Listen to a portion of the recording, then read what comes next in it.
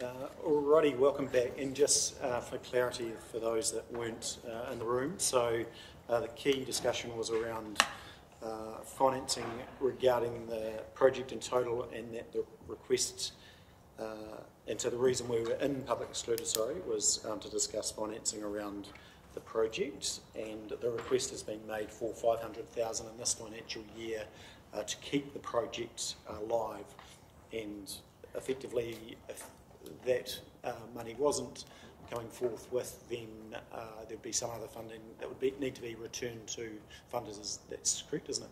So thanks. So back into public, and questions that in the public realm that weren't asked in public excluded? No? Cool. Sorry, Councillor Parker. Yeah. Yep. It wasn't a question, I was going to pose a motion. Yes, you're more than welcome. Okay. So for the betterment of the community and looking at it as a community asset, I propose that Timaru District Council does fund the $500,000 from this financial year. Thank you, Councillor Parker. Councillor Piddington. Yeah, I'd like to second that, and I'll just give my reasons quickly. We need to look forward, not back. It's an asset, community asset for the next 30 years. Most other rugby grounds around New Zealand that hold representative fixtures are owned by councils, and therefore through their different trusts, but they've got to fund it, fund the maintenance, do everything. We pay 20% of this deal, and it's someone else's responsibility, which I think is a sensible decision for council. We're still under 20% of the total cost, and most importantly, it'll keep the project alive. If we say no today, other funders may walk away and it's over. Thank you. I have a mover and a seconder. Councillor Oliver. Yeah, like me too, I fully support this. I think it's got some great social aspects, especially around the growth of women's rugby in the district. It also, you know, looking at the two semi-final and the final of the Meats Cup recently and the television promotion we got, I can't see this not being great for this community. So I fully support it. Thank you. And sorry, Councillor Parker, I just want to confirm that it was option 1, council grants cash funds, as opposed to a loan. That's correct, isn't it? Yes. No, perfect. So any further comment before I put the motion? Any? No? Okay. No? No.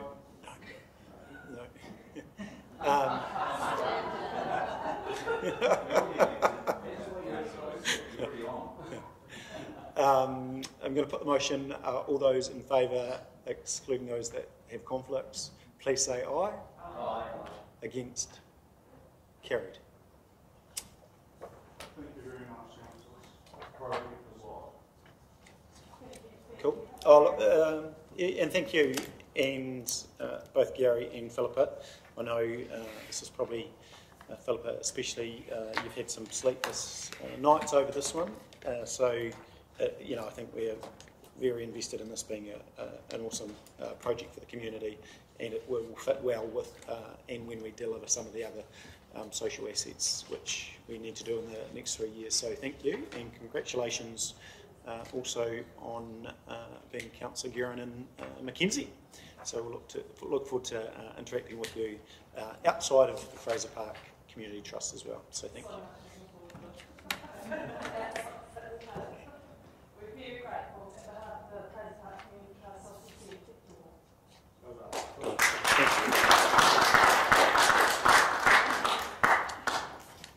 Alrighty, so right on time, everyone.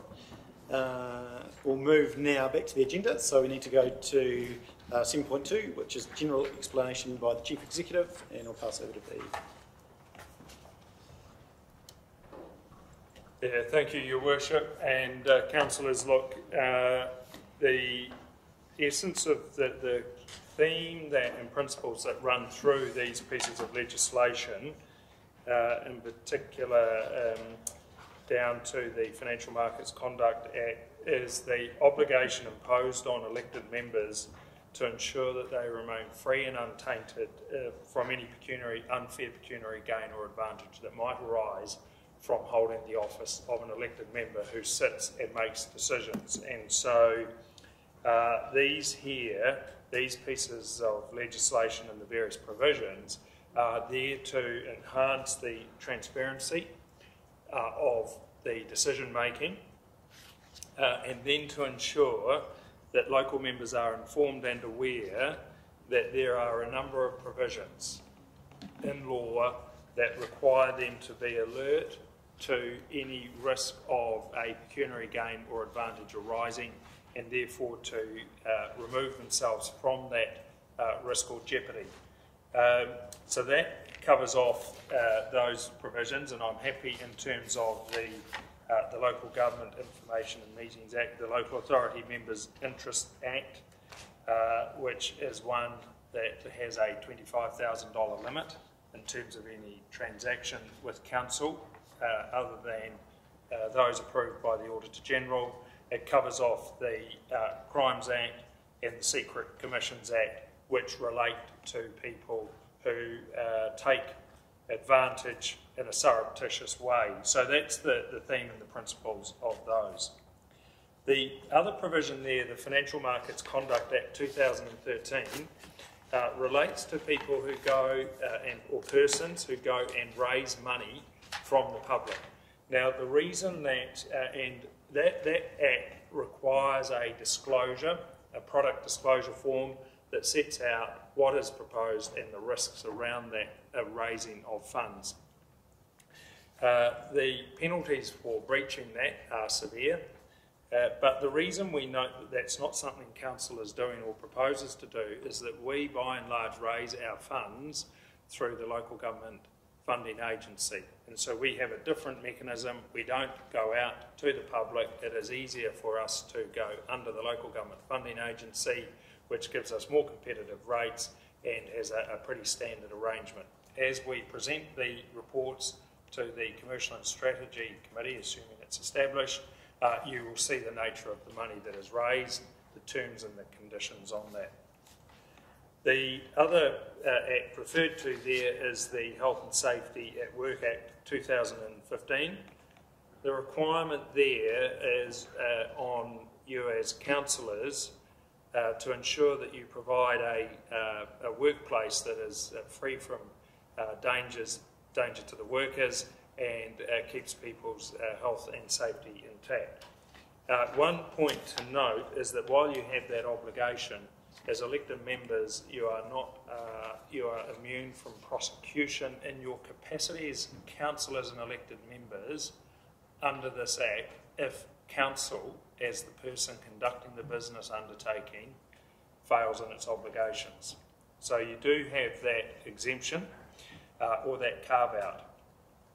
If as councillors, though, there's an important point, if as councillors you are appointed to another body, such as a council-controlled organisation, that provision and exemption does not automatically follow you. So if you are directors of another entity but appointed by council, you need to be alert that the exemption that resides inside the Health and Safety at Work Act 2015 does not necessarily follow you on, and you may hold obligations.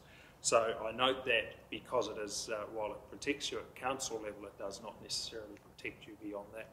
Your Worship, I'm happy to take questions on this paper. Thank you. Any questions for the Chief Executive? Otherwise, I'm happy to move that. No questions. Seconder, Councillor Burt, thank you. Put the motion. All those in favour, please say aye. Aye. Against, carried. Thank you. So move now to 7.3 on page 13, establishing of the council committees. Is there any question in regard to those committees? I think specifically. Who's that one? Okay, yeah, we just need it, just to change. Yeah, so if you look through the one that relates to the Tenders and Procurement Committee, We would just like to note that under the delegations, so on page 21, if you note in the box delegations, it refers council delegates to the tenders subcommittee. It should read tenders and procurement committee. So we would substitute out the word subcommittee and replace it with and procurement committee. And then we would remove under 1, authority to accept tenders in conjunction with the chief executive. We would remove the words in conjunction with the chief executive. So we're just looking to those minor changes. Effectively, it's naming it as the Tenders and Procurement Committee, as is stated at the top of the page, and it is removing, in conjunction with the Chief Executive, the Tenders and Procurement Committee has the full delegation itself. So just note those. Cool, thank you. Any questions around the changes or committee structure at all? No, there again, I'm happy to move that. Councillor Parker? Thank you. Put the motion. All those in favour, please say aye. Aye. Against, carried. Thank you. 7.3. So now to 7.4, appointment of chairs and deputy chairs. No, I'm frozen.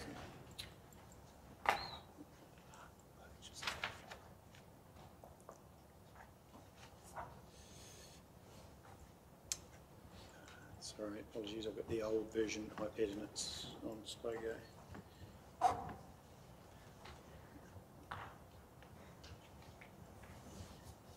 So on page 23, I'll get there myself, the appointment of chairpersons to committees as follows.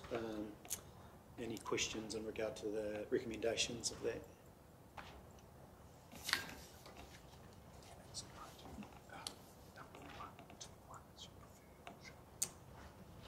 Yes, yeah, and just noting that number 1 is the preferred option.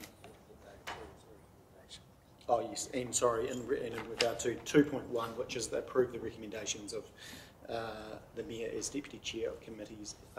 Who's the recommendation of the Mayor as Deputy Chair of the committees? It's set out below. So it's your recommendation. Oh yes, sorry, yes, yeah. So any questions? Sorry, apologies, I was probably all confused you now. Yeah. No, I'm happy to move that. Councillor Jackson, happy to second that. Put the motion. All those in favour, please say aye. Aye. Against, carried. Thank you. 7.5, establishment of membership of committees. And we just had a note from a very observant councillor.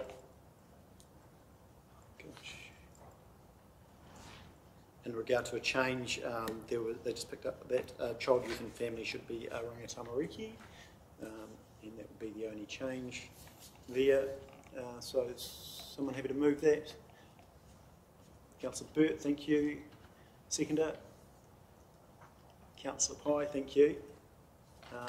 Any further discussion? I'm happy to put the motion. All those in favour, please say aye.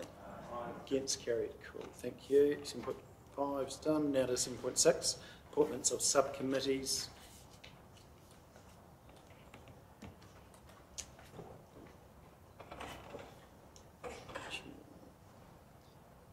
There's one.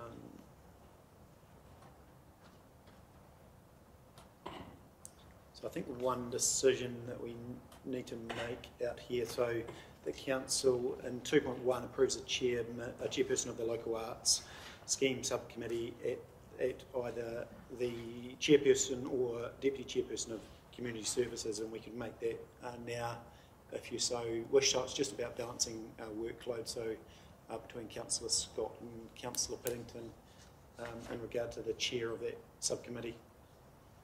Do you want to make that decision now? Really a choice between the two of you, to be fair. Yeah, happy to take it on. Cool. So we'll just we'll note that one is that the chairperson will be the chairperson of the Community Services Committee will be that chairperson for the Local Arts Subcommittee. Thank you. So I'm happy to move that. Someone second that? Thank you. Councillor Booth, appreciate that. All those in favour, please say aye. 7.7. So councils and joint committees, and I just wanted to explain, now there's a couple that the reason, and we have had a non-mayoral appointment in the past, but some of these committees align with mayoral forum, and so they're aligned to mayoral forum in Christchurch, and so Regional Transport Committee and also Civil Defence Committee are both in Christchurch and around mayoral forum, so it just makes sense that the mayor is the person elected, so it saves on other people needing to go to Christchurch. Also, Lady Halley Trust is traditionally been the mayor, and it needs to be someone from the Timuka ward. Councillor Pye, would you have a recommendation perhaps for that, Councillor? Yes, I'd like to recommend Councillor Shannon, having lived in Timuka and owning a business there, is far more appropriate to be the councillor. Thank you. That makes great sense. We'll go back to that overall recommendation that you might be able to move that. And Councillor Shannon, you're okay with that? Yes. Thank you. And then the OTOP Canterbury Water Management Strategy Joint Committee Chairperson, the appointment has traditionally been the Chairperson of Environmental Services Committee. Just conscious of balancing workload and what have you, are you comfortable with that, or would you? Yeah, I'm happy to start on that and see how it goes. Yep. Absolutely. Okay, fantastic. So, Councillor Pye, you happy to move the complete recommendation, including Councillor Shannon, just to tidy that up? As long as I don't have to repeat it, but yeah, I'm happy to move it. Perfect. And a seconder for that? Yep, Councillor Shannon. Perfect. Put the motion to the floor. All those in favour, please say aye. Against, carried. So now this is my conflict for reasons that I have a licensed premise. So we now go to 7.8. We'll welcome Paul and Mark, and I'll pass on to Councillor Shannon.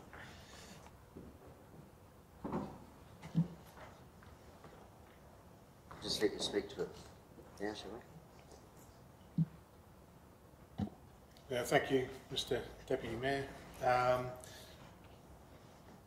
This paper is brought to Council to re-establish the local alcohol policy joint committee, which is a committee that is created between three councils in order to review the local alcohol policy that we share. It went to Council in December last year, and the appointments were the then Councillor Paddy O'Reilly and Barb Gilchrist. Now we're in the new triennium. It's come to pass that we need to appoint two more elected members, two more councillors to that committee, so that it can continue with its work in reviewing that policy. His Worship has alluded to, he has a conflict and a step back. Other potential perceived or actual conflicts are District Licensing Committee members. Of those we have 3 at the moment, and they are Councillors Burt, Piddington and Oliver.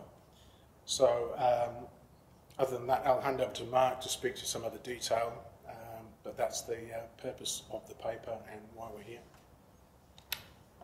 Thank you, Paul. So I guess in addition to that, because the joint committee did end at the end of the last term, that was the terms of reference at that point, the committee itself needs to be re-established. So this report is on both Mackenzie and Waimeri's inaugural agendas as well to ensure their involvement. The local alcohol policy has been a joint policy since it was established. So this is the 6-year review process that is currently going underway. And the work that happened in the last term, we've essentially completed the work that the last committee put forward, but obviously because assuming the joint committee continues, we have 4 members that will be new on that. There could be a bit of rework required to continue to progress the review of that policy. But obviously we will be able to build on that work that has been completed, and essentially, I guess the three recommendations are around re-establishing the joint committee with Mackenzie and Waimiri, approving the new terms of reference that are in there, and appointing 2 members from this council to that committee.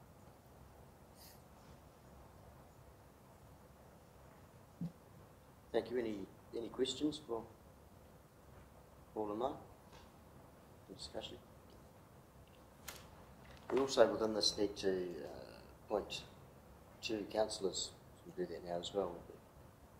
And I believe that previously they've fallen under community services. That is correct. Through you, Deputy Mayor, the previous councillors was the chair of the Environmental Services, and Councillor O'Reilly, he was deputy. Environmental Services, which of course would be Councillor Pine. And you're happy to do that, if Councillor Jackson is happy to do that as well? Absolutely. Unless there's somebody else who wants it as well. Right, so we'll move that Councillor Pine and Councillor Jackson are the chairmaking committee members. No further discussion? Yeah, so I guess we just want to move those 3 recommendations that are on the paper, just to ensure that we get everything re-established appropriately. So I'd like to move those 3. Wait a second. Yes, thank you. Seconded. Councillor Scott. All those in favour? Aye. Those against? Carried. Alrighty, thank you. So we move now to 7.8, which is council appointments and delegations to community boards. Just go straight to it. Is there any questions in regard to that item? Probably happy to move. Thank you, Councillor Parker. Can I have a seconder? Thank you, Councillor Booth. Further discussion? Otherwise, I'll put the motion. All those in favour, please say aye. Against, carried. Thank you. Let's go now to 7.10, which is standing orders. 44. And welcome, Mark.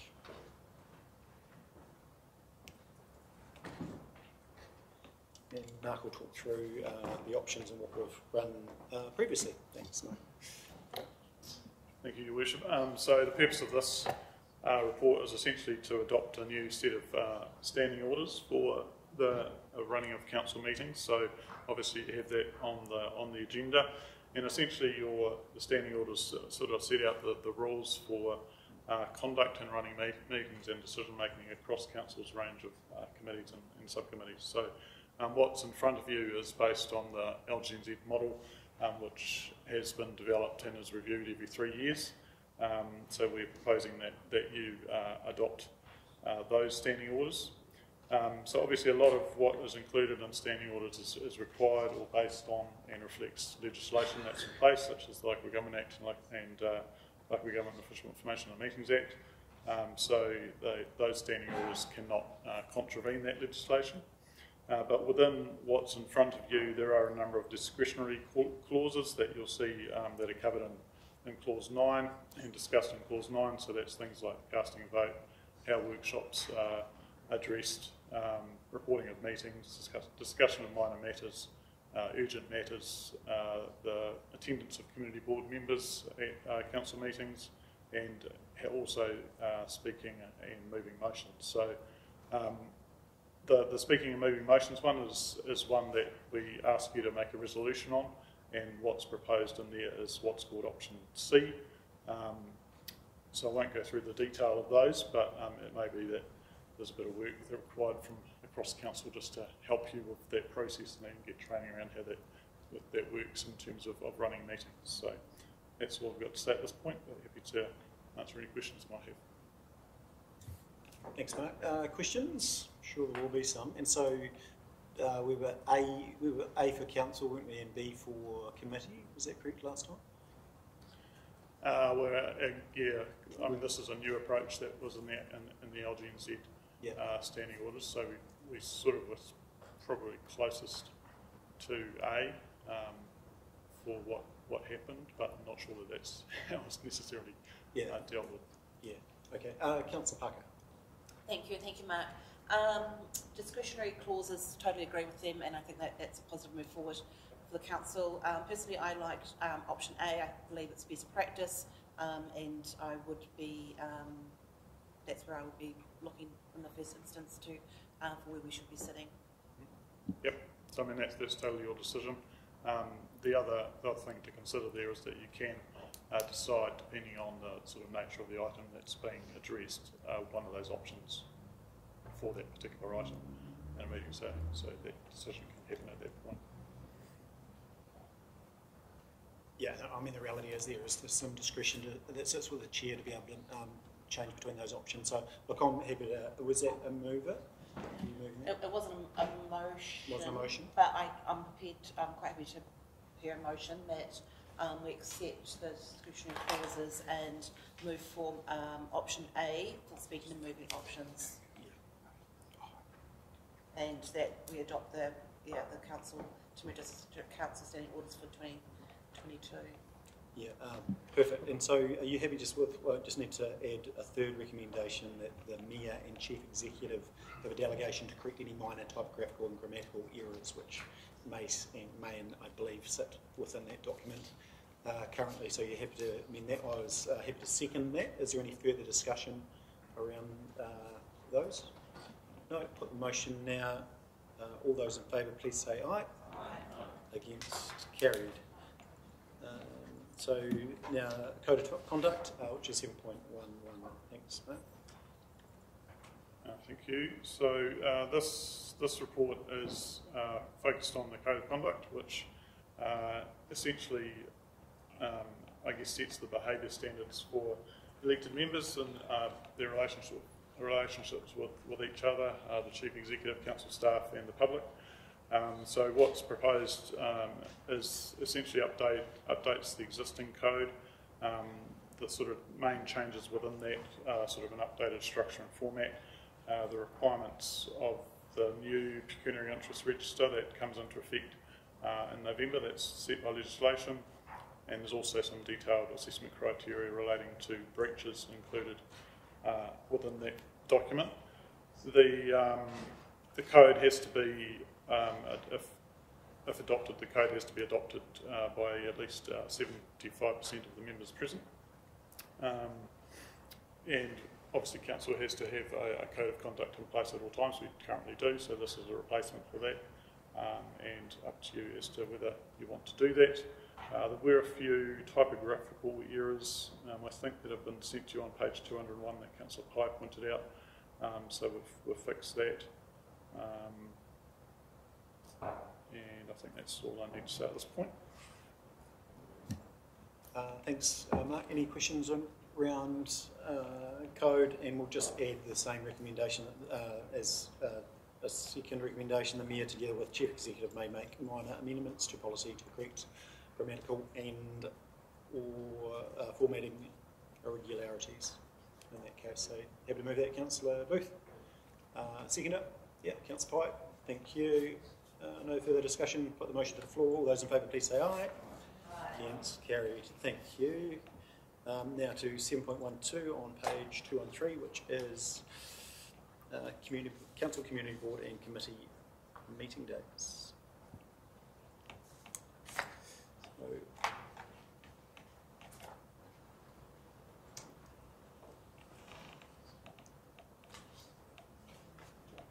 yeah, just want to talk to it briefly.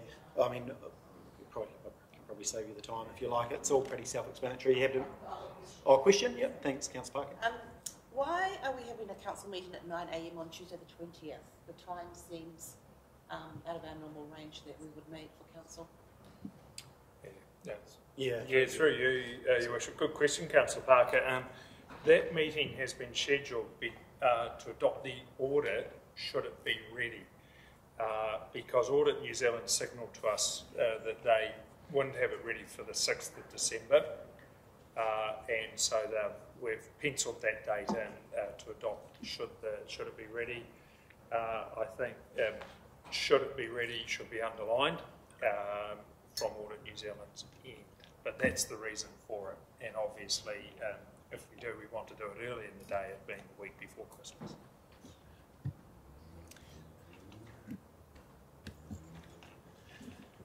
It's an excitement of council, a little bit of audit just at the end to send you on your merry way. So any questions? Do we have a move for that? Councillor Booth, meeting dates, thank you. Second it, Councillor Shannon. Put the motion to the floor. Those in favour, please say aye. It's carried. Thank you. 7.13 now. TDC governance appointments policy, REM allowances and expenses policy. Thanks, Mike. So the excitement continues. These policies have been reviewed, and as you'll see from reading through the agenda, there's two policies that have been proposed here. One about the external governance appointments policy to council organisations or council-controlled organisations, and the other around the governance remuneration allowances and expenses policy. We had a number of existing policies that have been sort of consolidated into these two policies, just to make it a bit simpler. So obviously the appointments policy focuses on external appointments to council organisations, including CCOs, and the process around that. So that includes the likes of TDHL, which obviously has its own process that was developed last term and is sort of incorporated within this policy. The remuneration policy covers, I guess, the remuneration allowances and expenses for council elected members and for external appointees to council committees and subcommittees. And the remuneration side will be discussed a bit later in the agenda, but obviously remuneration for elected members is set by the Remuneration Authority. But this policy, I guess, talks about the principles of allocation and not the quantum, as it were. So obviously quite a bit of detail within the policies. Happy to try and answer questions where I can. But in terms of what the recommendation is, it's to both adopt the policies but also revoke the previous policies that were in place.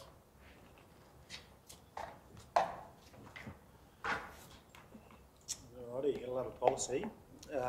Questions? Yeah, Councillor Piper.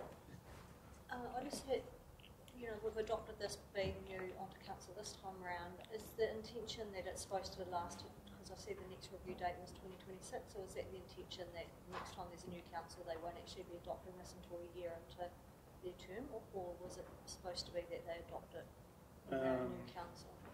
I think the review date was supposed to be about July 2025, so it would be adopted it would be reviewed at that point and adopted by the new council. I think it's, if I'm looking at the right thing, it is 2026 on both of them. Okay, so there might be a tweak required there, so we can do that. The intention was that it's a 3-year review. To line up. Yeah. Further questions? Someone move. Councillor Burt, thank you. Councillor Booth, I think you might be my go-to this term. All those, put the motion, all those in favour please say aye. Against, carried. Thank you. So 7.14 now, elected members, REM in allocation of the pool. Mark. Okay, so this report is around allocating the governance remuneration pool. So as described earlier, the Remuneration Authority sets local authority remuneration, and it sets particular figures for the mayor salary, community board members and chairs, as well as an initial base salary for elected members. That's annually adjusted by the Remuneration Authority and flows through each year. But the authority also sets a remuneration pool which must be allocated to the remainder of the council. So this report is essentially, I guess, around that process. In terms of the scale of the pool, that's set by factors that are set out in the report, and again, the authority does sort of review those on a semi-regular basis. But you'll see that under clause 5 what the sort of framework around that is.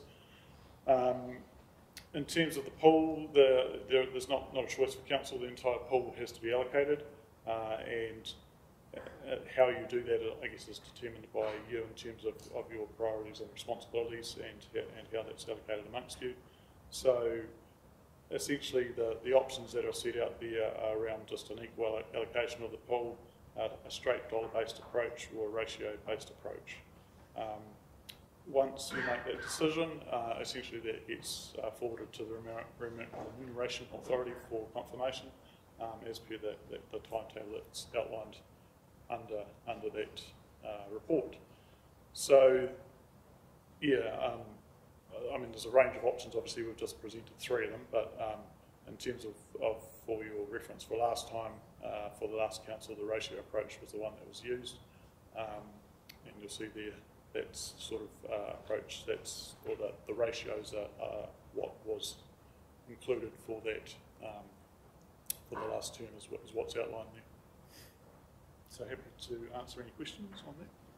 Thank you. Any questions? I know it's an odd one to be talking about remuneration, but otherwise I'm happy to move that we keep the ratio approach, but happy to take any discussion or further questions. Happy to second that, Councillor Burt. Any discussion? No, let's put that motion. All those in favour, please say aye. Aye. Against, carried. Thank you. Now, 7.14, appointment of Chief Executive as Registrar.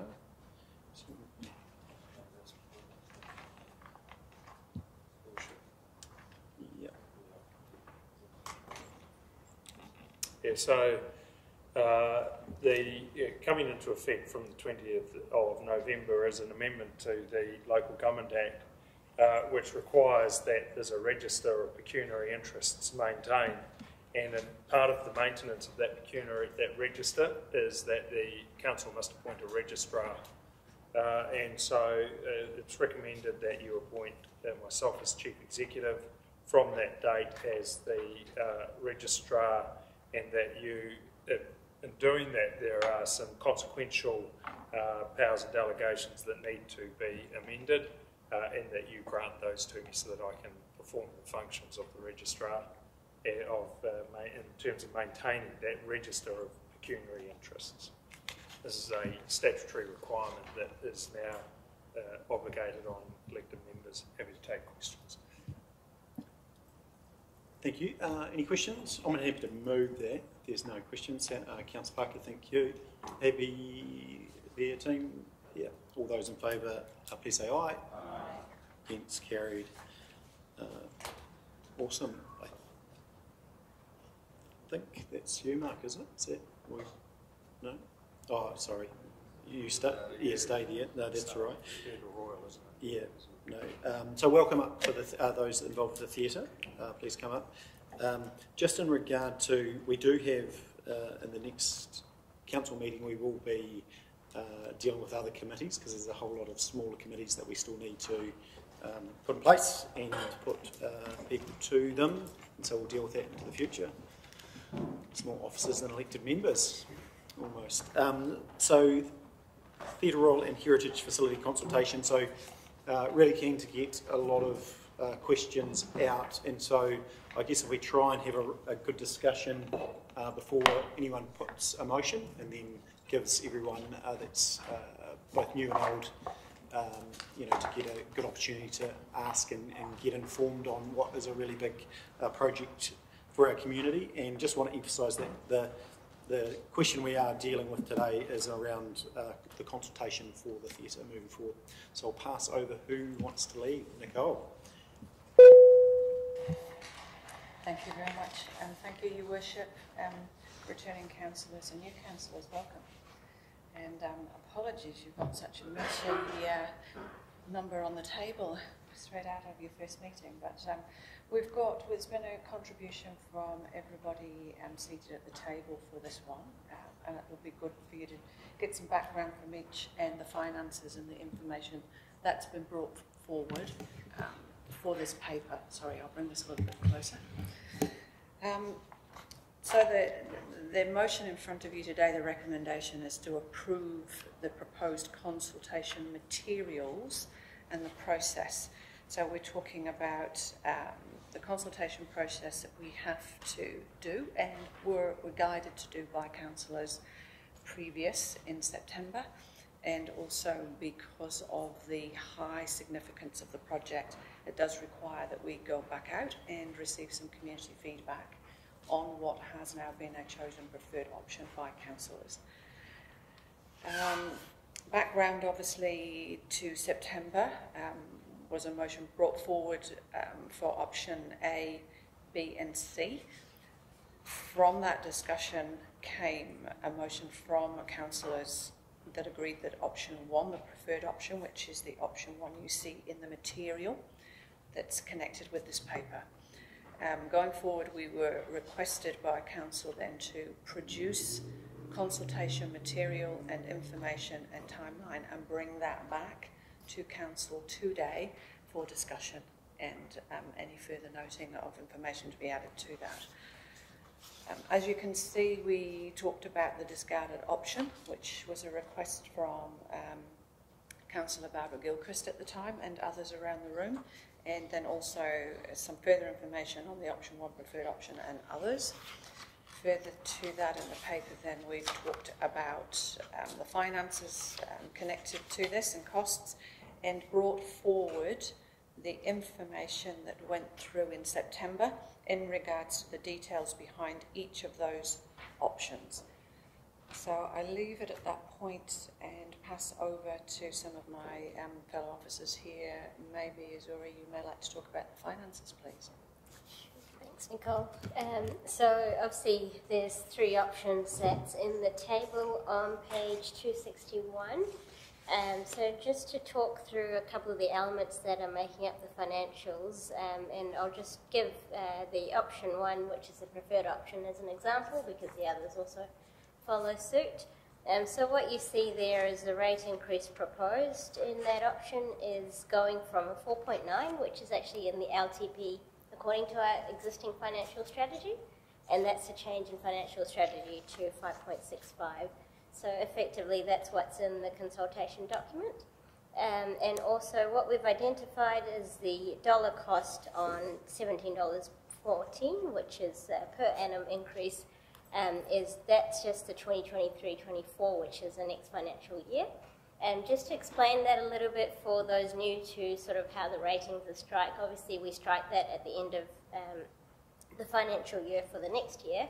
However, remembering that rating, there's also the growth factor which applies. So in effect, annually it will decrease because there's more and more houses coming on. So that's why this example just shows the next financial year, and then at the end of the year when QV have all of that, it'll be a bit of a diminishing value on that.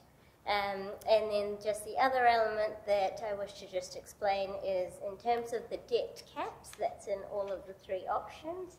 It's the financial strategy. Presently, we are at 2.1 in the financial strategy, which was set during the long-term plan, and this is going up to 2.4, and that means that we need to extend that out, and therefore the headroom will reduce slightly, as explained in there. So that's the high level.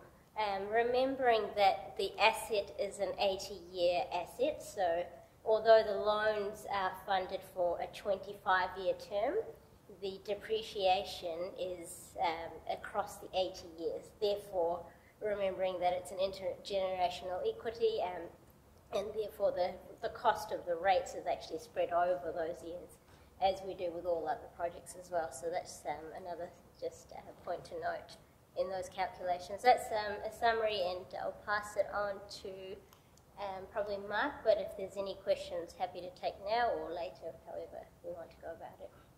Thank you. So I guess in terms of what's proposed is the consultation process. Obviously it's a 3-week process that we're proposing starting next Thursday, essentially through the publishing of the career page that I think's been circulated to you in draft form. Associated with that will be the usual range of sort of tools that we'll be using in terms of getting the message out there.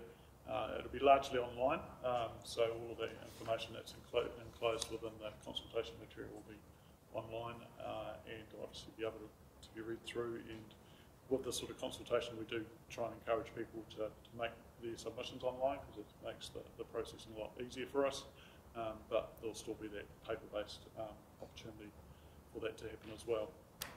There are a couple of open house day type concepts proposed.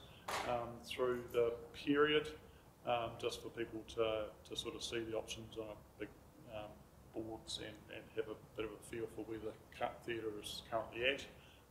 But obviously all of that's there's changes that we can make to that within the resources and the money that's available, but up for any discussion or input, as well as any of the consultation material that's been provided to you. Thank you very much, Mark. And Stephen, is there anything you'd like to add in regards to the process for the online and also courier and media, etc., please? Yep, just note that we're trying to get the message out to as many places as possible. The courier page is obviously a sort of a distillation of the main document. It's to sort of get as many people as possible by giving them a little bit of information about it and enough to make a reasonably informed decision. Anyone that wants to go any deeper than that can go online. We don't want to make the process too onerous and have everyone reading through a 20-page document to give their opinion on what's quite an important topic. So it's about offering people different levels of engagement along that way, not putting anyone off at any point. We'll also try to be sort of getting out into spaces like the library, the theatre foyer itself, and any opportunities we can to sort of go out and let people talk to us in more of an experiential way. Thank you, Stephen. And just inviting if Jason or Beth who are in support have anything to add at this point, we're quite happy.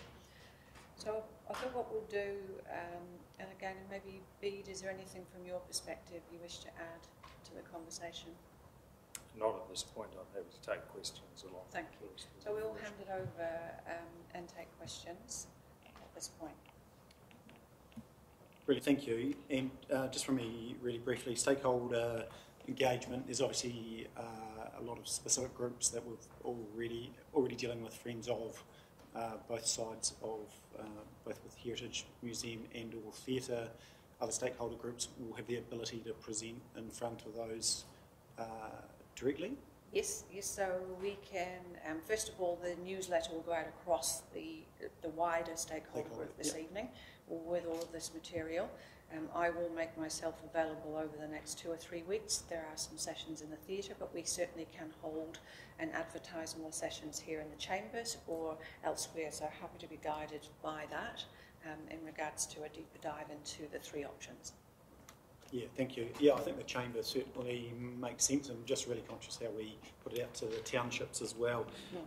But we'll go now to questions, and just conscious, and there will be questions around how this aligns to other projects. But some of that work, and I'm sure Jason and Zura can discuss the finances in detail today. But some of those things will be discussed around that wider financial strategy when we come back to make a decision after consultation. But some of those I'm sure can be picked up today. But happy to open to the floor now, and who wants to go first? Councillor Fiddington. New council, new opportunities. Look, I'm still concerned that within the options there's no brand new build. 2 of the options are close, 2 and 3. Most people I've talked to don't understand the difference.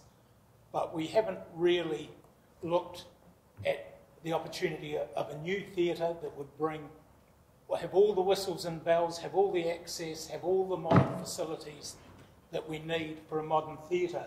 Because the one thing we haven't done here is come up with a business plan. Because if you look at the Ashburton Theatre, their council puts 300k a year in operating, which is 0.6 of our rates. Nowhere in any of these discussions with the public have we put the ongoing costs. And the better return, obviously, would be a modern theatre that could be used as a conference centre and other facilities. So I just think we're missing a trick by not doing that. On the finances, I just can't quite work out how Part 2 at 17.14 per annum.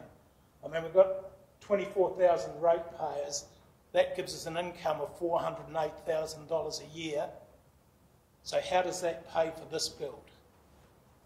So they're my 2 points. Thank you. Thanks, Councillor. If I can refer to the financial question. So you're right. So Council takes in about $62 million a year in rates. So 1% of rates is 620,000, 0.75% of that is in the order of $460,000, $470,000.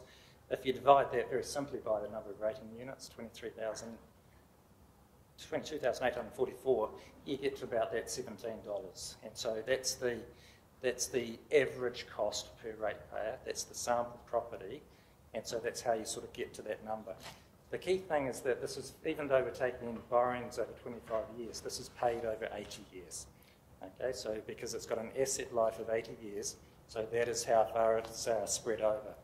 So in terms of total cost to ratepayers over the 8-year period that we're talking about in terms of the long-term plan, it's about $7.5 million, which equates to about $300 per ratepayer. So it's $17 in that first year, and then obviously the second year and third year, and that $17 average averages out to about $300 over that 8-year period per rating unit.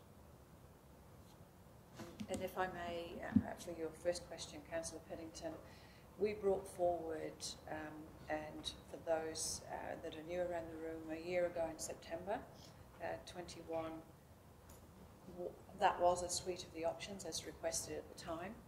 And when we came back in September of last year, that was discarded when we brought some of the numbers to you, when you then chose what was option 3. That has since then been discarded from this because of cost. So the discarded option for a whole renewal was there a while ago, costed in 21 by our QS, but it is up to elected members. Obviously, we take our guidance from you in regards to where you want to go with either a new build or the options on the table. It will take some time. If we go to that option, obviously that puts everything here on the table to one side, and you would be starting again with a new prelim design and going forward. So it's a time factor if that is an option that you wish to bring back on the table at some point in the future on the 6th of December. Certainly doable, but there is a time factor in putting all of this to one side, and you do start again. Thanks, Nicole. Councillor Piddington, you're okay at this stage. We'll give an opportunity to have a second go at this. Who's next? Councillor Booth.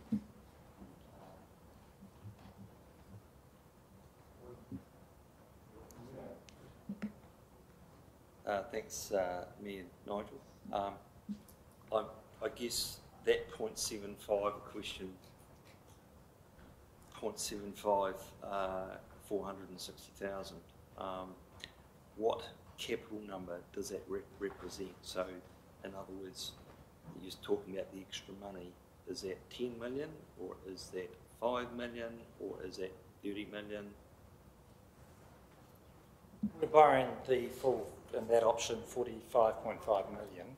So the contribution that we are receiving from ratepayers goes towards the payment of, I guess, the debt, towards that spread out over, as I said, the 80-year period. So it's capital monies. So 45 million times 3% interest is around 1.2 million per annum. We're paying 460. In the first year. So obviously the second year is a 0.75% rate increase. And so across the 8 years, 7.5 million will be collected from ratepayers towards that repayment of debt, which is about $300 per ratepayer.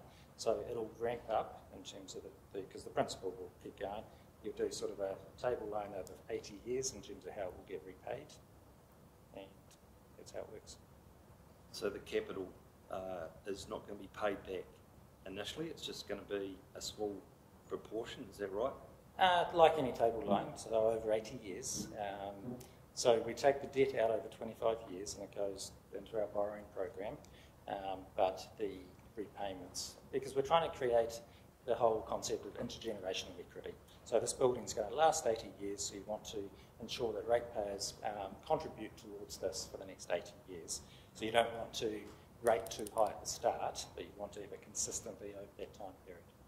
Yeah, so basically 620,000, the real cost is probably going to be 3% of rates for a long period of time, plus capital repayments, as in rates, which will be up to probably 4%.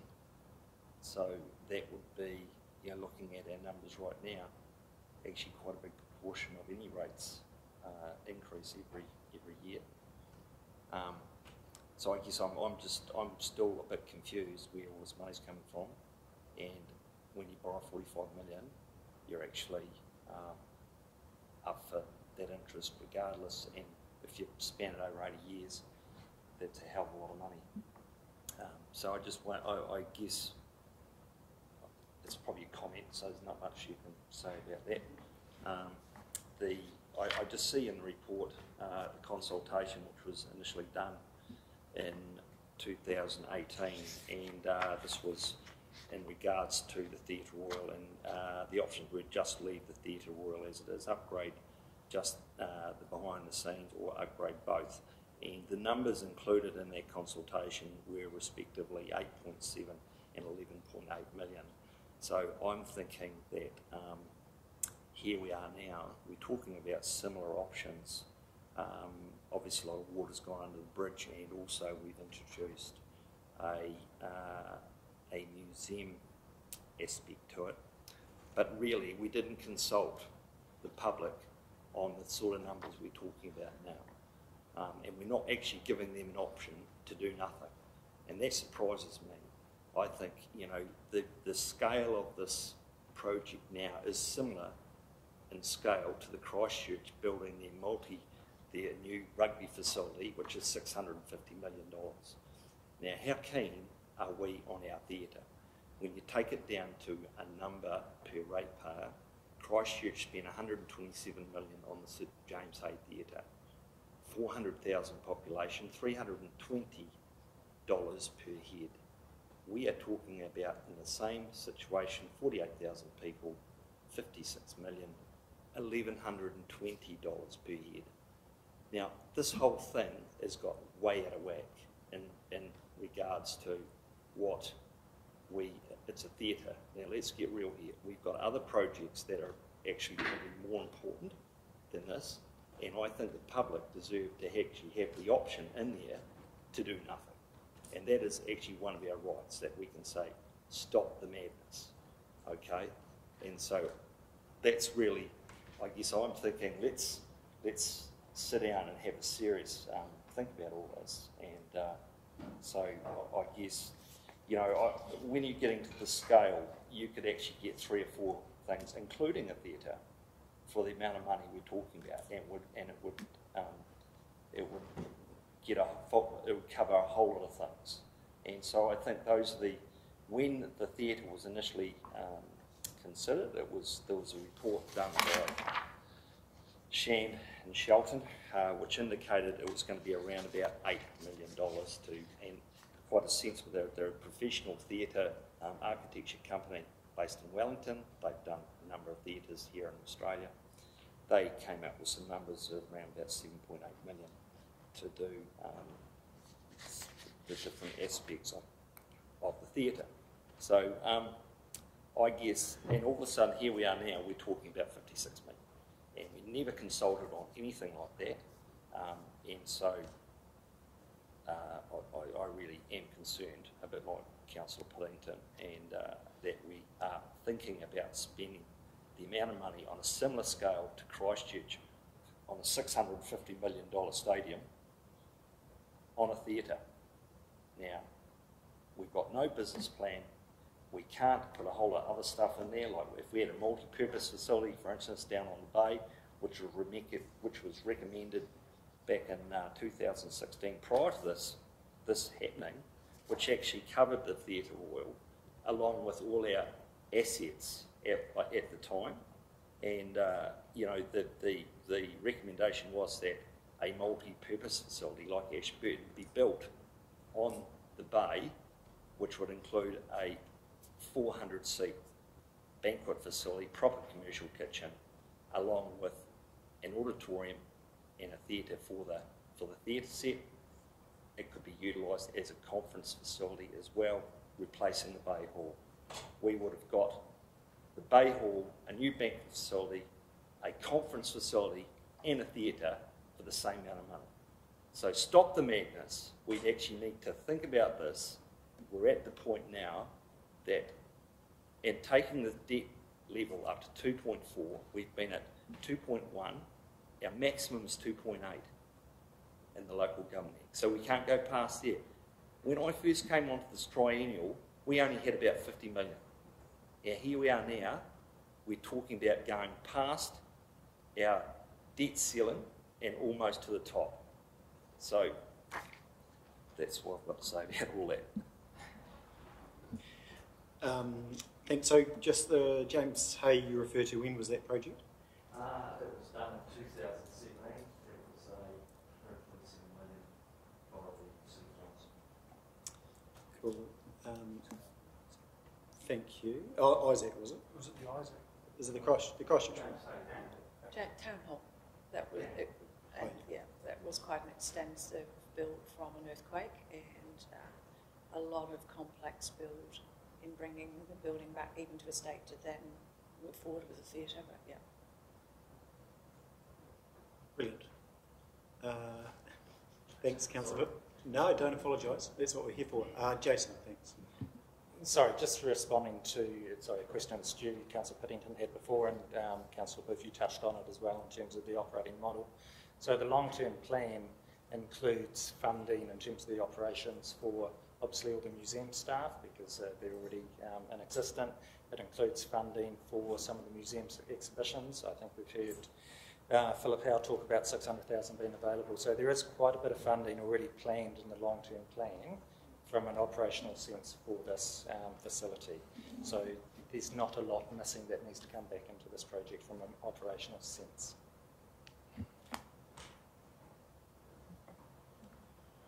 I can't remember, but I think there's 5 staff running the theatre full-time in Ashburton. If we said 80k each, that's 400k. Is that in the long-term plan? That is not all in the long-term plan. So some of that thinking, the initial thinking's been done, but until we get a decision of council, it's very hard to really plan out that operational requirements. We had a crack at it as part of the long-term plan, but the facility has changed a little bit since that point in time.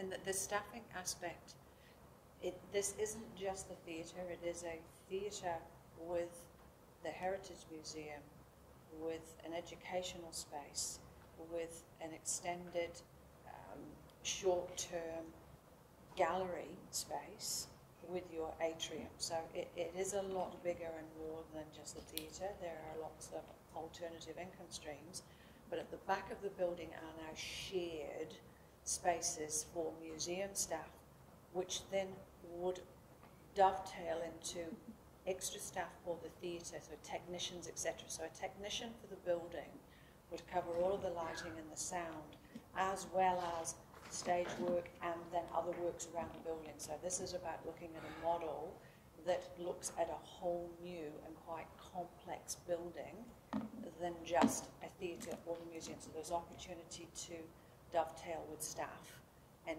have more work done by dedicated staff members across various activities for this building. But depending on the decision to build, whichever option, and the previous council meeting, at that time we've come back with the resolution, but if there is an option and a request to do nothing, then that is part of the discussion today and how you would like to go forward and guide the officers from here. Thank you. So pick on what options are. We'll come back to that around what the final options are. So we'll go now to Councillor Scott. Thank you. Firstly, I just want to acknowledge Nicole in particular for the time that she has put into myself and the other new councillors over the past week. We really do appreciate it. Pretty tough gig, first day theatre. So I just want to acknowledge and thank you for that. You're most welcome. I just have a couple of questions with regards to your report. One of the note 40 is around the 11.6 million funding from the government. it says in there that if we were to pivot away from the heritage that we would lose the 11.6. I just wanted to know, is it lose or could lose? Will lose or could? Could lose high risk. So the contractual arrangement that we have with the Provincial Growth Fund and MB is for both buildings as a conjoined build. It isn't for a theatre or a heritage. It was specifically written and the funds were given to us as a conjoined. So going forward, if we choose, if there is an option that comes from the floor that becomes a theatre only or a heritage only, when we respond to MB and we would have to go to the Crown, there is a high risk that that contract could be pulled back and we could lose that funding. We can request extensions of time.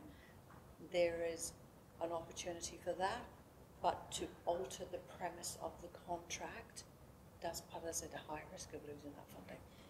Because obviously for me, myself as a new councillor, my concern is that the cost escalation is not the reasoning for the significant increase in cost. My concern is its design escalation that has drawn us from 25 million to 40 million to now 57 million. So I personally don't think one of the statements that you made before is that basically the work to date would be lost. I disagree. I think there's an opportunity to pivot. You guys have done a significant amount of work around your civil works, your structural work investigation, your HVAC work, your lighting, and I think that, you know, we do have an opportunity to pivot and that work wouldn't be lost. So I disagree a little bit with you there on that rationale, but I support community consultation 100%. I personally would like to see the option of a new build again with the community, and I don't want to see it as like for like, because the last proposal that was put to this council was a $40 million like for like build. I think there's an opportunity to size this theatre appropriately for our community, and I think it's just not out of hand. And I would like to see that opportunity option for the community to look at that again, because I believe that we can build something that is relevant for our community, that is affordable and usable, you know, and I would like to see our community, our schools using it for prize givings. I want to see the Chamber of Commerce using it for seminars. I want to see it used, and I'm really concerned that this current way and the escalation is developing a white elephant. Yes. And that really concerns me, as my job is to consider rates for our community. So that's just something I personally would like to see, is just that option again back on the table as a new build, but not like for like. Yeah. That it's appropriate. Yeah, absolutely. And I think that maybe some of the returning councillors can speak to some of that as well in the decisions that brought the officers to this point.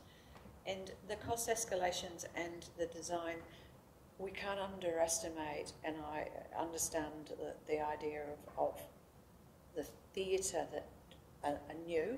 It is in a state, it really is in a state, and it is costing an awful lot of money with some unknowns to repair that building. So that's a very real, and it has put a lot of extra stress on this budget because of that. And we're dealing with the new part of a building for the heritage and connecting it to a heritage 2 listed building. And to do that is destabilising the theatre from 1915 and taking out very large elements of the brick walls to connect with the new. There's a lot of stabilising of the building inside with steel structures, and then further steel structure to hold the theatre systems in there. So there's a lot of complex work which has actually sucked up an awful lot of money. It is an expensive building. But again, I come back, not a lot of the information could be lost, but the actual design of the building itself does have to go back to square one. There is no doubt about that. And look, we go away as a project team and we will do whatever councillors would like us to do that. The resolutions come to us and we follow through. But understanding that there are other options that have been on the table in the past, maybe as a group of councillors you'd like to bring them back and for us to explore them again. But we are running out of time, and time in regards to an MB contract, I do caution on that. We are running out of time for the MB contract, but we're also running out of time if you want something in the next few years. We will have to move very, very quickly, and I leave that as a thought for you all. But thank you very much. Yeah. Thanks, Nicole. And Councillor Scott, you're all good at this point? Yes. Yep, perfect. Thank you. No, that's right. No, just double checking. Councillor Oliver. Thanks, Nicole. Just looking at the preferred option, with back of house removed and rebuilt, I thought there was a lot of risk in there. Changing facility at the back is not as risky as removing then the stage house as well. So it was the stage house. The stage house, along with the changing facilities, structural engineers, structural engineer are very, very unknown and could destabilise the building a lot more. It's a third of the building, but Heritage New Zealand most definitely have confirmed they're a notified party through a resource consent if we choose that option. Thanks, Councillor Oliver.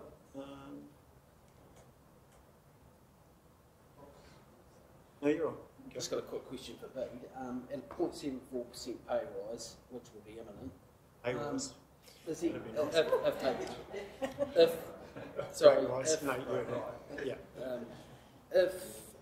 there any forecast in headwinds that will affect rates increasing with the bringing forward through water infrastructure and stuff, like a ratepayers looking forward to perhaps getting further rate rises with water infrastructure and stuff?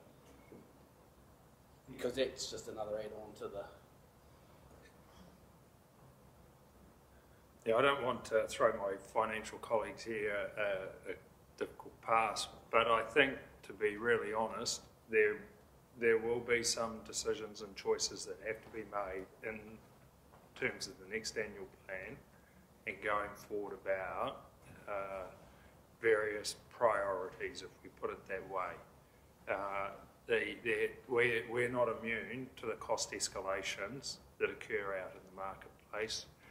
We're not immune to the upgrading of, at present, from Taumata Arawai, for instance, in terms of water and where that might lead us, even though the proposal is that after, at this point, and I acknowledge we're strongly opposed to it, but at this point, July 1, 2024, but in the meantime, we may have additional investment. So there, to answer your question, there is significant capacity constraints, and they flow through to cost pressures that, when you come to look at the annual plan, I think will entail some prioritisation and decision making to be undertaken. I don't know, Jason and Azura, if you wish to comment further. Short answer to your question, Councillor Oliver, is there are some, but it's hard to quantify at present because we haven't done that work yet. Thanks, Councillor Oliver. And I mean, that's the reality is that we are dealing with consultation now, but at some point we do have to consider how, overall financial strategy, projects, what's in, what's out. There might have to be some changes into the future as far as when they might land. Water projects, stadium, art gallery. There's a lot in there, but that's probably to be dealt with at another point. Yeah, I mean, through you, Worship, it occurred to me to give an example of one where sort of priorities and decisions might be made. So recently the microfiltration plant has been given, accelerated progress. Now, one of the questions you'll have is what's the size and the capacity that you want for that microfiltration? Because at the moment, if you went for, say, and I'm looking at Mr. Dixon here, but if you went for a microfiltration plant that could handle about, say, 15 megalitres a day, which is sort of give or take half our use, then that is a different cost to if you decide you want to treat 30 megalitres a day which is your full, your demand. And so those are the questions and choices you'll have to weigh up, because there are differences in terms of millions of dollars for that sort of thing. Now that decision's yet to come back, and there's a way to go. But that's an example of where you'll weigh up the risk, the benefits, the advantages and the priorities, keeping in mind that we have quite a lot of storage, but all of that, so it's premature, but it's that sort of thing. And the choices may be a good deal harder than that too when they get presented. Councillor Shannon. Thanks very much for all of your work over the last week, Nicole, trying to get us up to speed. When you talk about running out of time, really how much time do we have and why are we running out of time, and how difficult would it be to afford us more time? Because I can't help but wonder when I hear Councillor Booth talking about other opportunities, even if they've been presented to councillors in the past, what those look like, and if those did make more sense to a ratepayer, and I guess keeping in mind some of the other things that we need to look at over the next year, and in terms of those costs, would we be forgiven for putting another pause on things with a new council coming in that would like to have another real serious look at it, even if it was a presenting to us pre-Christmas to come back with something after Christmas, noting that this has taken a while to get this to this point anyway, to make the wisest decision in our view as a team. And still, although we've had a heck of a lot of information, we have taken in a heck of a lot of information in the last week, and I've got about that much space in that corner for the next week. So yeah, my question is, running out of time, how close to time are we, and can we afford to pause? Yeah. So my reference to the time is the milestones and our obligations to the MB contract, and that has some timelines contractually we're obliged to do and be at certain stages for drawdowns of funds. So the time factor, if we stick with and don't make an application for an extension of time, which equally has to go through a tranche process with the ministry, that is our time constraint at the moment. The next part of the time is then working with construction firms or others in the delay to a timetable or a program where they would have boots on the ground and begin, and then what does that look like? So every month that goes by is a month or two on the end of the project from a program perspective. Again, we do anything and everything that a resolution as a group of councillors you would like us to do. I can only be here and caution you with any information I have from the construction side or from the MB and that contractual side. So appreciating that there's a lot of information, happy to make myself available for more in-depth discussions around it. And then in regards to your question of would you be forgiven, that is more the public and their decision and their request through the LTPs in regards to why we're here and what we're doing and what we're presenting. I think could be my only answer to that. I think it's also worth considering that in terms of MB funding, the government has withdrawn $240 million off 131 community projects over the last period of time. So in terms of losing funding, it is a risk, and we do need to be cognizant of that as well. Yeah, I think realistically we probably, if we go down that track, I'm not saying we should or shouldn't, we get to a point where we need to probably say, hey, look, we need to fully fund whatever project is in front of us, and if the money stays, it's a bonus. That's probably my thought if we extend too far. Not to say it's right or wrong, but that's where we're getting to. So is there any, before I go back to, we'll go to Councillor Pye, and then anyone else that hasn't spoken, then I'll go to Councillor Booth. Thank you, and I too appreciate the time you put in over the last week to get us up to speed. Just in relation to the consultation, I tend to agree with Councillor Booth that we should be consulting on either do nothing or build new, because I don't think the community have ever been asked to spend this amount of money, and up to this point. Those options have been discarded in the past, but that was without knowing what the rebuild cost was. And so I think for that reason, and I don't like to open a can of worms, and I really don't want to delay this anymore, but I just don't think we've asked the community permission to spend 60 million, and so they should be given the option in this consultation to do nothing or revisit building new or doing nothing. Thank you. Thank you. And I guess, question for the team is, if that was included a new build, how would we frame that? And because it would be working on these current timelines, pretty hard, not going to happen. And then we would just have to frame it around risk associated with funding, etc. as well, wouldn't we? I would have to go back to the project team in Risk. regards to the risk again for MB funding and the MB contract. Again, it's a deviation from what is in there, so we can only ask those questions once a decision has been made. At this stage, we can assume we've been guided to the risks involved depending on decisions, but we can go back and further ask those questions. But I do caution you that of the risks, they are taking money back. It's very real.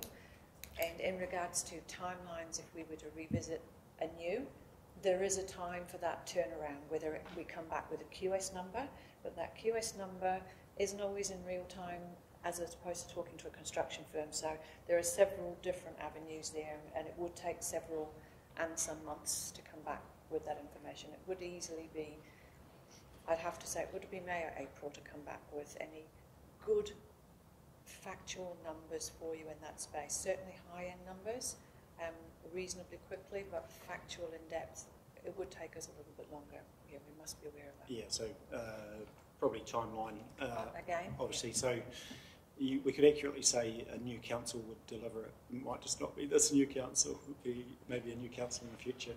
But that's the reality of the process we have to go through. So anyone that hasn't spoken before I go to Councillor Booth? Stage, no, Councillor Booth.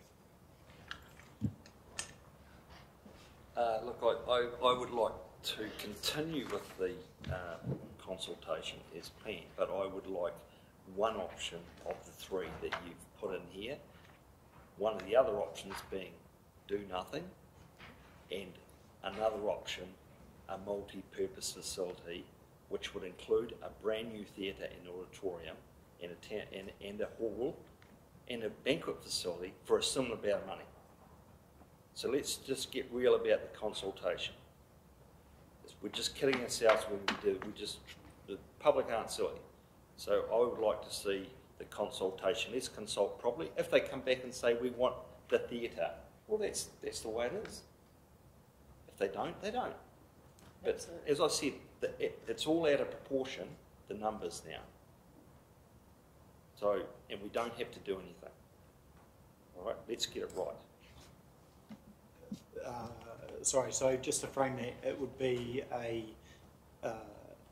because it was almost, because a lot of work to do with what you've described there, so it would be a do nothing and go away and come back with the cost on something that incorporates all that. Is that sort of what you just want to frame it up for? I think you could safely assume that building on a flat surface, brand new, that for $60 million you'll get all of those things that similar to what Ashburton have got, Nelson and Taupo, in regards to a multi-purpose facility, which will easily get a business case around it, and it will be a brand new theatre and an auditorium with everything that you want. So, I mean, it's either no, yes, or another option for a similar amount of money, and it will be. But I don't think you're able to probably frame the numbers around it until you do more investigation. And probably just to be devil's advocate on some of that, there's probably a lot of work to sit in behind that in regard to demand, etc., on some of the things that you raise as well. Go to Councillor Parker. Just in reply to Councillor Booth's comment there, where would you foresee the Museum Heritage Centre to go then As we know, it's already bursting at the seams and we're not displaying many of our local treasures. So there'll be additional costs to what you're proposing regarding still making a fit-for-purpose heritage, which I think needs to be included as well. I guess they could have the front piece of the theatre, which was done up 20 years ago. I mean, 80 years for the theatre. We just spent 20 years ago when we actually fixed up last time. So, you know, that didn't go so well. So it's the new museum, the front of the theatre. Councillor Piddington.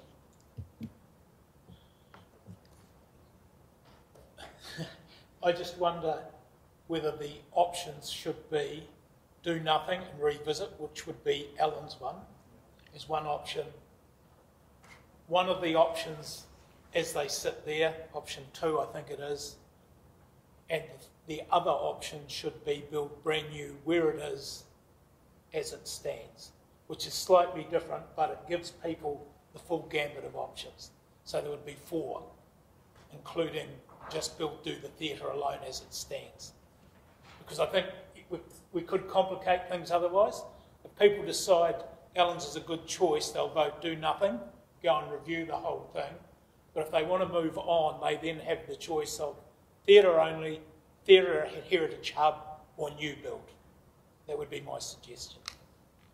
And I'm quite happy to move that if it makes sense. Yeah, it does make sense. I'm just conscious of too many options, and the problem that we're going to end up having is I'm comfortable with your direction because it's nice to have a direction, but the feedback we could get is going to be, could be, not saying it will be, but could be split across all those 4, and we've got no clear community direction, and that's a risk, and we know that. But yeah, sorry. Thank you, Your Worship. I'm looking at my colleagues here, but I think if you're proposing us to offer up do nothing and a new rebuild of some sort, that is quite a lot of work. We would have to go back. I think I'd have to take some guidance. I don't know that we could tell you right now, but we wouldn't be going out in this time frame here because there'd be quite a lot of work to bring back something that would reasonably inform the community in a way that enabled them to do it. So I'm not sure whether you've got a... we'd have to come back at a later meeting and tell you the time frame. We wouldn't be able to tell you right now what that time frame is if we were to go and ask to, you know, what a new build was. And we're comfortable to do that. It does, to the Mayor's point, I think, you would have to resolve reasonably strongly that it was going to be a fully funded project.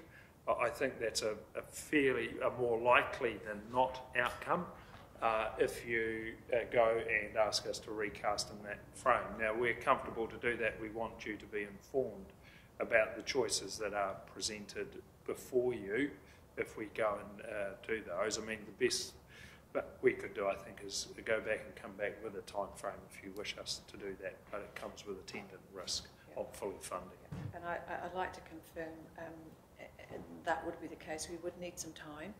But I also just want to point out the numbers that are on the table, so that the 57 million, 57.1, that does include costs spent to date. It does include a fair amount of contingency that's put aside. So the construction is far less to turnkey for the theatre, so that is right down to the drapes and the seats and the full systems. It takes a landlord fit out, which includes a double floor and walls for the museum side as well as downstairs. They just put their tenant fit out. So it isn't a construction cost of 57.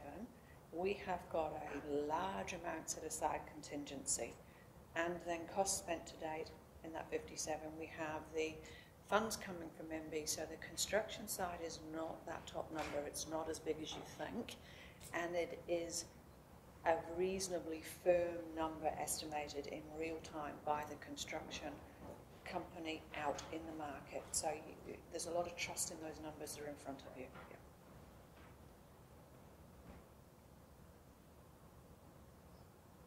Yeah. Councillor Piddington.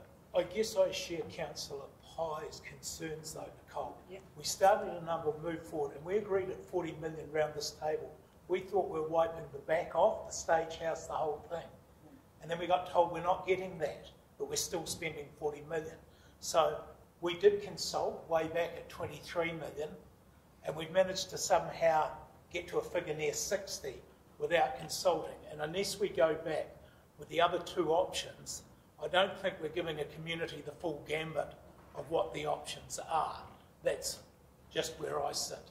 And to your point around time, Nigel, I realise it will take time, but I don't think we should rush this with new councillors. And we haven't even had the community groups look at the plans and say, hey, we like them or not. You know, so there's lots of moving parts, but I just think we're rushing it at the moment.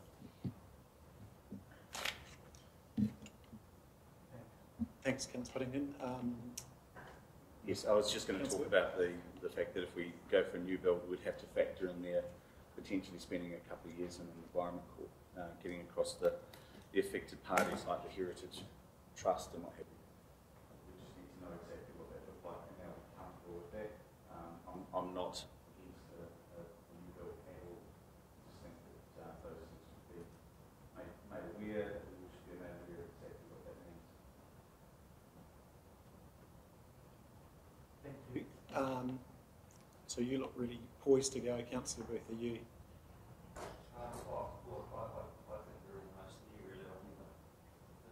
So jump on. Yeah. Yeah, I think we. I mean, to Councillor Pillington's point of a brand new theatre offering that, I think why wouldn't you do that in conjunction with a conference facility, which is going to have huge economic benefits to our district, and the report that was given to us indicates that our location in central South Island and 2.5 hours from, with 80% of the population within 2.5 hours of our location, why wouldn't you take that opportunity to actually have a brand new theatre? You've just got to put it in the right place. You'll have a brand new hall as well, which is buggered, and also a conference centre, which is going to add a whole lot of other stuff to the ability for it to make money and pay for itself. Thanks, Councillor Booth. Yeah, look, I think, and happy for us to move in a direction shortly, and I'm sort of semi-conflict in this space, but if you bring in conferencing and those sorts of things, I'm not against it. You need capacity studies of existing.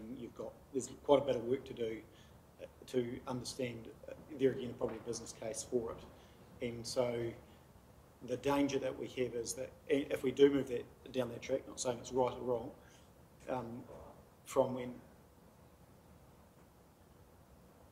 you've got one, okay. So the danger if we move down that track and we still have a theatre that is being pulled apart that we have to deal with. So there's lots of moving parts in this. But anyone that hasn't spoken that would like to speak? Anyone got a definitive idea on what this consultation that we are considering today might look like? So discussions have been in and around do nothing and new build, and I think the reality is, we have to be upfront. If that's the case, then the risks are funding, timeline, cost still associated with doing something with the existing theatre, if it's to be demoed, taking into account environment court risks and those sorts of things as well. So there's lots of complexities, obviously. So welcome to council, all the newbies. It's meant to be an easy first meeting, but that's all right. So direction as far as we are considering this consultation. Do we want to consult? And what are we consulting on? Yeah, Councillor Booth. Okay, I'd like to consult on the option 2 and do nothing, and a multi-purpose facility including a theatre and a conference facility on the bay. 1, 2, 3. If they want a theatre, that'll be the one they'll choose.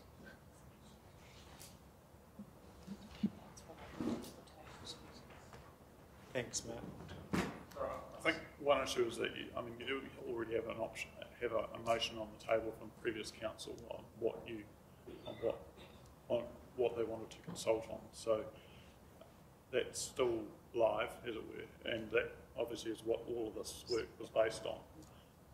So I think potentially you might have to revoke that motion. I don't know, Pete, would that be your understanding of that situation if you were going to put some more options in there?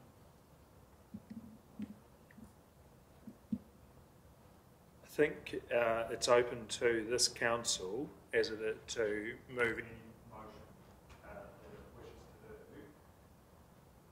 And to your point, Mark, if it does, it can, I think, acknowledge an earlier motion, but it can replace it with its own motions, I believe, by moving different ones. But it would be helpful, I think, if they were to acknowledge the motion that had been, that what was framed here was framed based on a motion of a previous council. I think that would be appropriate, and for them then to acknowledge that and say, however, these are the motions or the motions that have been moved, in effect, the consultation. Just coming back in terms of if we go to a new build with a conference facility and so on, we're some time away from presenting anything for consultation. We'd have to come back, and I would think it'd be the new year before we would get that before the council, Your Worship.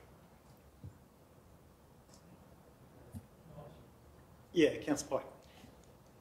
I just wondered if I could potentially offer a solution which, given the time that's gone into this consultation document and with respect to the officers, is that we just simply add option or other and make a whole lot of bigger space for comments where people can give their views. And that way there's still an opportunity, and if we've got 80% of the population saying do nothing, revisit in that space, and that eliminates the need to go away and do a whole lot of work and spend more time. It might not get the, it's not as in depth as putting the solutions out there, but it could be a good compromise. Look, I think through this, I agree with your approach, and I think through this consultation that you're going to get clear direction no matter what. The key thing for us is that we're going to get in front of everyone and give them the opportunity, and that for them to have their say. And I think we probably really need to ramp that up, the consultation part of it, and really invest in that, both as officers and resources as far as financing, but also as elected members, so we can get a real idea as to what the community wants. And so we obviously are making assumptions until they tell us. And we do have a consultation document in front of us, and what are the officers' thoughts around reworking that so there is more opportunity to have discussion around the other, or have people comment on the other, so we can consider that at the December meeting. That it's doable. Certainly I could work with Steve and with Mark. And this is just a rejig of the document you have in front of you, the A3, in adding in that other option on there with the tick, but I'll let I think with my devil's advocate hat on, you're unlikely to get a very clear steer from the community on that one. You'll get the vote for a monorail type option C's. I suspect we'd have to present, for fairness really, we'd have to present 4 options of equal build-up really to let people make an honest choice, because if you gave 3 quite expensive options and then you gave some amorphous other tomorrow, probably you will get the majority of people doing that and saying do nothing or do something, but it probably won't be based on the same level of information you're giving them on the other ones. It probably wouldn't be a fair comparison really. It's a great idea, and it's one that we sort of take into long-term plans when we're slightly doing a bit more blue sky thinking, but I think it wouldn't be a fair comparison to the ones that have been sort of quite a lot of details going into the planning. Certainly, I guess the other aspect to that is because we do this under what's called Section 82 of the Local Government Act, we are required to put in the proposal and the reasons for the proposal, analysis of the reasonably practicable options, including the proposal, and information around that. So there's a level of detail that is required so that the community can make an informed choice.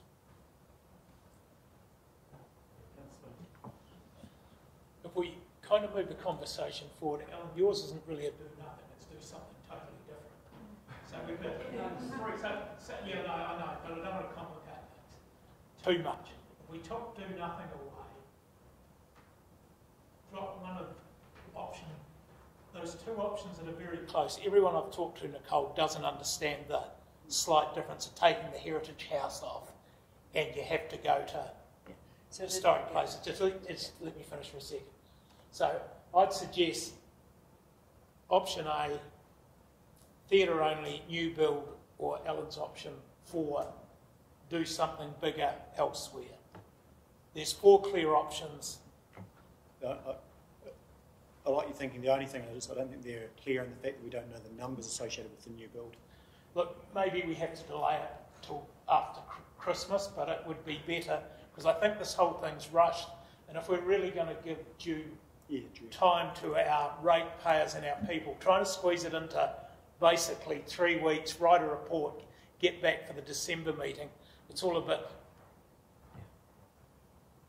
you know, we're not being genuine, I don't think, in our time frame. No, I take your point, but we're also being real around the risk of some of those things. So, yeah. There's never going to be necessarily winning. And the other element, if I just put it to you, we do have a consultation doc here that, you know, we could have faith that the community will actually fall in and give us some direction based on what's here, because I think, you know, you do have to have faith in the community and the fact that they're going to tell us what they think. And, you know, some of these things are going to come quite clearly through this. And at that point, there again, we're not making a decision on go forward or not. If it's not clear at the meeting on December 6th, so just putting another approach out there on December 6th or 8th, anyway, December, then, you know, that potentially is an opportunity to say, well, no, let's go back out and fully cost everything again. And just to give you clear for the option 1 and option 2 on the table, option 1 is the removal of the changing room facilities at the back, which was a big stakeholder request, and Councillor Piddington, I know, and that gave better accessibility. It brings everything up onto one flat level and wider corridors and accessible. The option 2 is to just leave those changing rooms as is, refurbish them, but build all the new accessible that was required into a new spine in the new building. So that is really the difference between those two options. I understand that, Nicole, but if you actually talk to the community with the information we've got, and if it was if it was going out that way, I don't like the way option 3 is framed, because the QS told us it was 30-30, yet we put 40 here. I think it should be 30 plus noting the risk MB funding might not be, because if I look at those numbers, I'd be thinking, well, for 4 more we get a whole brand new thing. So I don't think option 3 is clear enough around the risk, but it may not be 40. So the option 3 is in response to the resolution of what do we get for 40 million. So in part of the resolution on the 6th of September this year, you asked us to come back with what do you get for 40 million, and that option then is referencing 40 million and what do we get, and that is the picture and the drawing at the back, which is not the new heritage facility. It is work on the theatre and some work around the outside. So it is response to the resolution. I believe Barbara Gilchrist at the time. Sorry, Nicole, you're saying it's 10 million to do that other bits outside, because I asked the question to the QS and he said on the 60 million roughly it was 30 million. I thought the 40 million was because you were saying the MB money was at risk. So you're actually saying it's going to cost 10 million to do the other bits outside the theatre if we don't build. We've come back with, we had to anticipate the loss of the MB funding, so that is noted in that. Then we asked South Base to come back with a number of what do we get for $40 million It is the design that's at the back of that picture. What do we get? You get a really good value price for the new heritage part of the building because of the conjoined services. You're paying for independent HVAC, electric, lighting, sound, etc. The new building next door, which is a relatively simple building to build, the complexity is the Theatre Royal, and they share these services through that back end of the building. We still have to put a truck bay in, we still have to do a lot of work within the theatre. That is the bit that's really costing the money. Yeah. Again, I understand that. Is the MB funding lost in option 3 in that number or not? Yes. Well, I'm asking that we take it out and have a net figure and put in, there is a net risk here. Because if we get the MB funding, it's not going to be 40 million, is it? Yeah, so effectively you're just sort of semantic. So you'd be 40 million less 11.6, which equals X, and highlight the risk. And highlight the risk. So it's the presentation. Right. Yes. Yeah. So I mean, I'm comfortable around presentation, and just to move us forward, I'm going to move a motion that we adopt the consultation as is, taking into a point Councillor Piddington's changes and the highlights to it's rewording how we emphasise that risk effectively, and just a little bit more emphasis on feedback. And I do have faith in the community that they will tell us exactly what they want. It might not be what we want to hear, but they will give us their feedback. And so I'm happy to move that motion.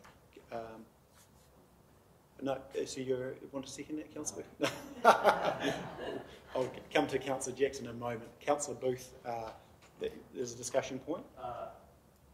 Yeah, I think that potentially you retain option 2, option 3 in there, and then option 1 is do nothing, and then other. Option 4, other, and just put other and leave it open. People can fill it in. Yeah. All right.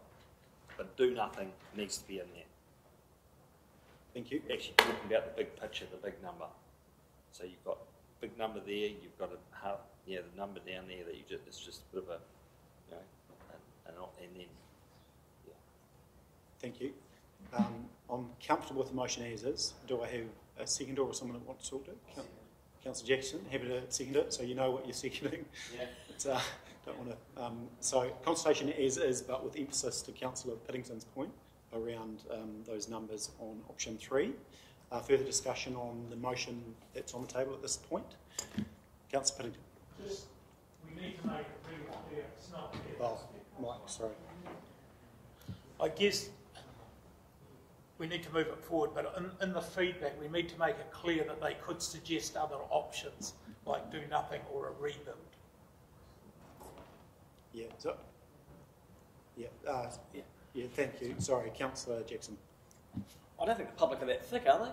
I'm sure that we've got here, do you have any comments? I'm sure that would be the first thing that if I was against a theatre, that's where I would put it. Do nothing. Don't do it at all. I don't think we need any more explanation than what we already have there. I think it's pretty thorough. Thank you. I think the points highlighted, we want to encourage to as much as possible, and I think we will do that. I think the team have sort of heard that point loud and clear, and that's the opportunity for both the consultation doc, how we deliver that, and also elected members to be involved in this process. So any further discussion on the motion? At this point, otherwise I'll put the motion. Yes, Councillor. Just a quick comment. Options that we have discounted, I'm not sure whether there's any scope for that to add a little bit more detail to what we have discussed here today. It's not necessarily discounted, but discussed. I don't just put it out there if there's any room.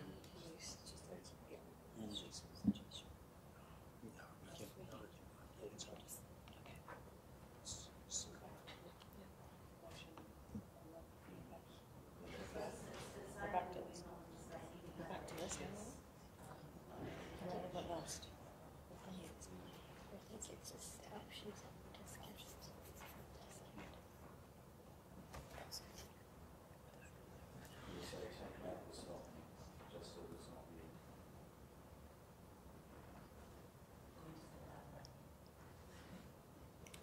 So just for clarity then, the options that we discounted have been discounted from the conversations of the previous council. Are you saying that they are back on the table as options that you want the community to? No. I just don't think maybe we need that there. Stopping the project was discounted. So, I mean, it might just discourage people to have that conversation now if they know that it's going to fall on deaf ears. So I'm just querying whether it needs to be So there. options that were discussed instead is the wording there? Yeah, maybe it's in the wording, potentially, because it's good. I think it's still good to tell the story of what has been discussed. So there again, I think that's around. So part of this we can have final doc approved by myself and someone else if need be, just to tidy that side of things up. And obviously it would go to all councillors just to have a read over before anything were to go public. Yep, comfortable with that. So motion is on the table. Any further discussion? I'm going to pop the motion. All those in favour, please say aye. Aye. Against? Thank you. Would you like that recorded, Councillor Booth? Thank you, Councillor Booth. So motion carried. Did we incorporate that? So I'll just move a motion that final, just to that point, to capture that final sign-off needs to go back through the Mayor and will be distributed to all councillors. I'm happy to move that. Can I have a seconder? Councillor Burt, thank you. All those in favour, please say aye. Aye. Suggested you. Look, thanks team. I know big day one, eh? Thanks so much, but really good debate, and I think there wasn't a lot left undiscussed. So thank you, appreciate that, and I think that's it. And welcome to council. There's no going back. Well done. Thanks, team. Everyone.